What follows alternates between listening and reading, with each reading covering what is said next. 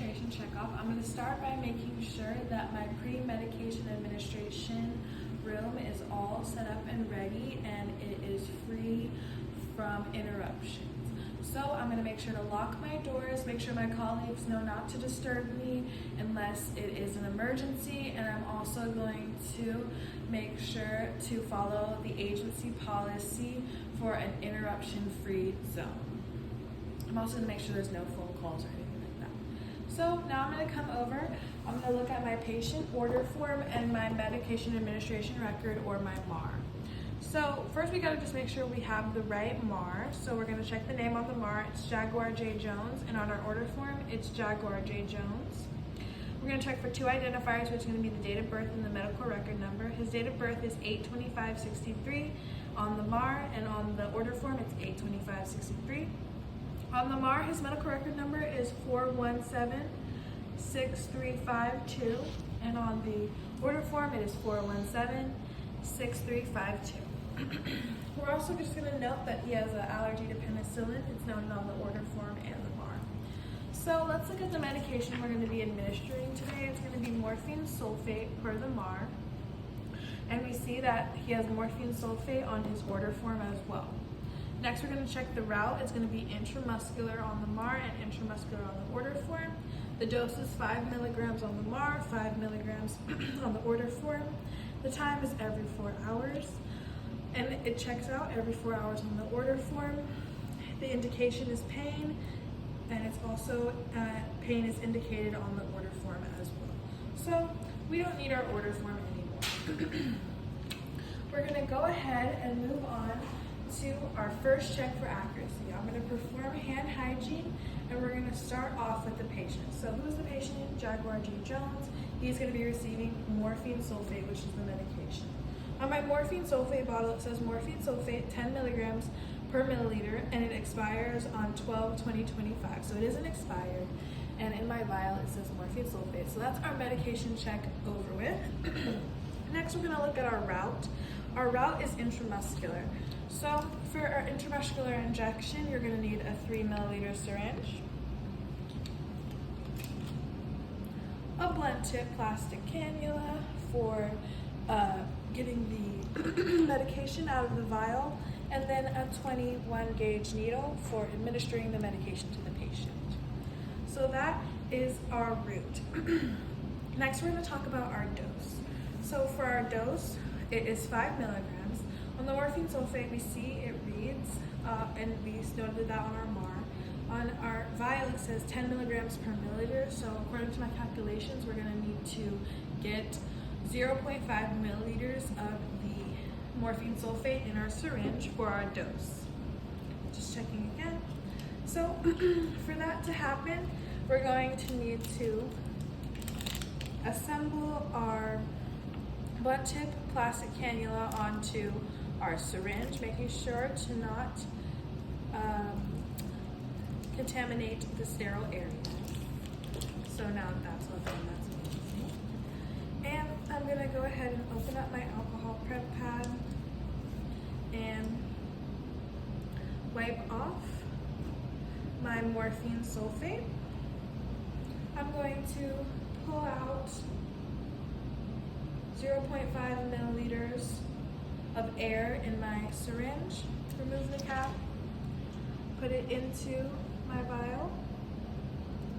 I'm going to press the air in, flip, and draw out a little bit more than 0.5, and then push it back, because there is always going to usually be air bubbles, so we want to make sure that we get out those air bubbles.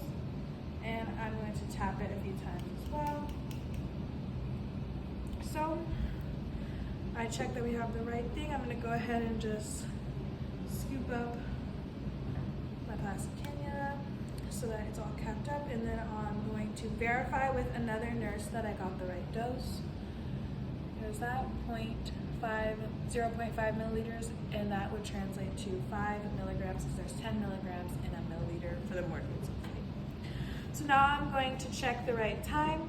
It's going to be every 4 hours. It's been 4 hours since Mr. Jones received his medication. The indication is pain. morphine sulfate helps pain, and the documentation. All of the legal aspects of the prescription are in order.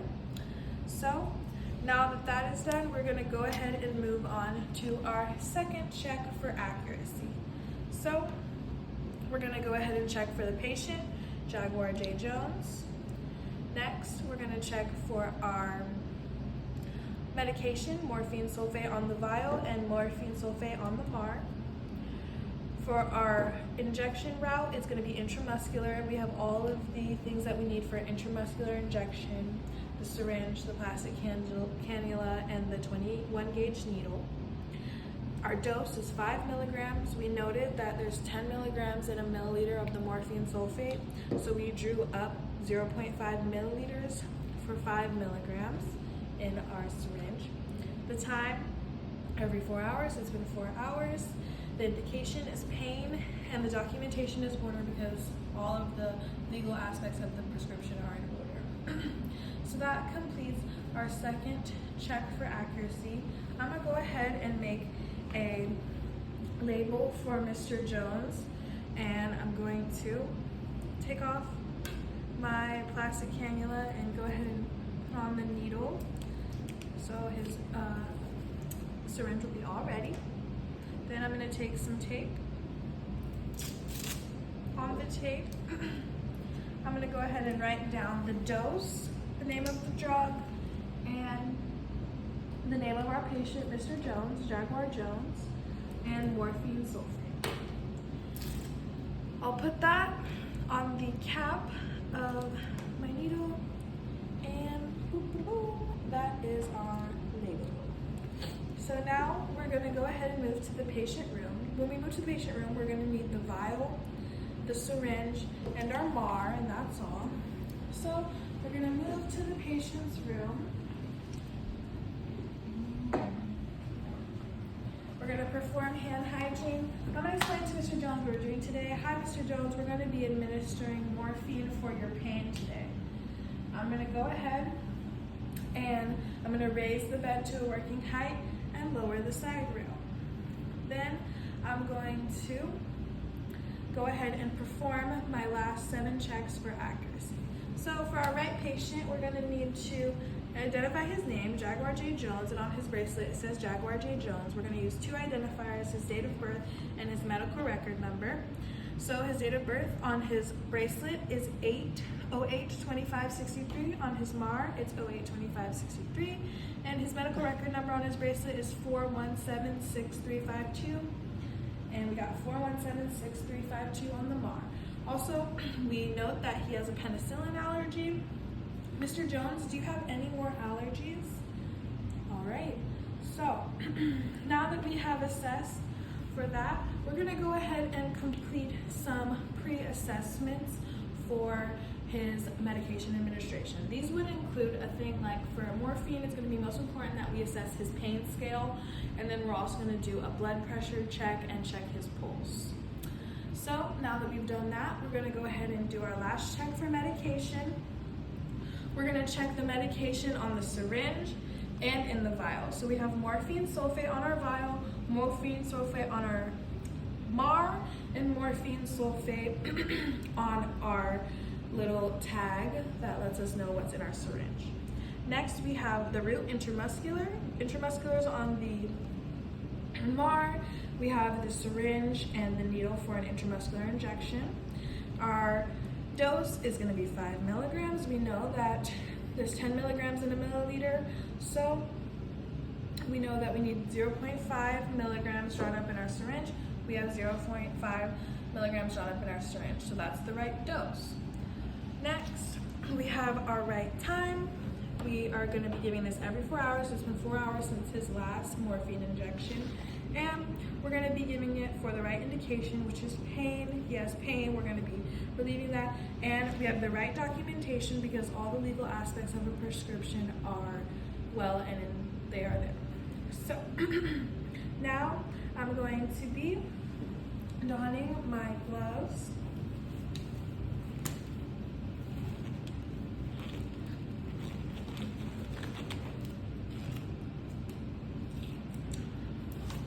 Donning my gloves.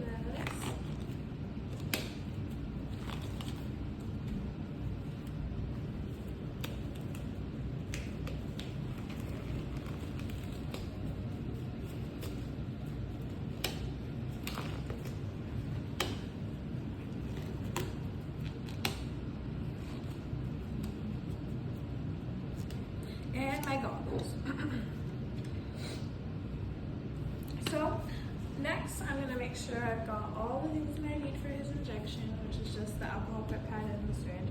And we're gonna be explaining where we're gonna find his site. So we're gonna be going into the ventral gluteal site, injection site. So to find that, we're going to move Mr. Jones's legs till we can feel that greater trochanter. We're gonna place the heel of our palm on the greater trochanter, making sure our thumb is facing towards his groin.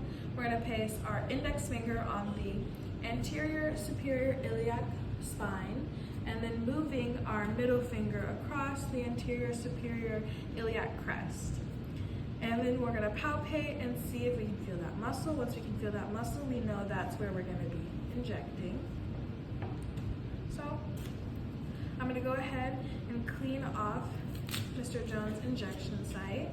Remember, I'm gonna put my finger on the iliac spine, feel, palpate for the muscle.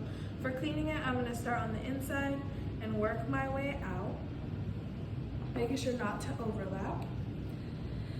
Next, I'm going to remove the cap of my needle,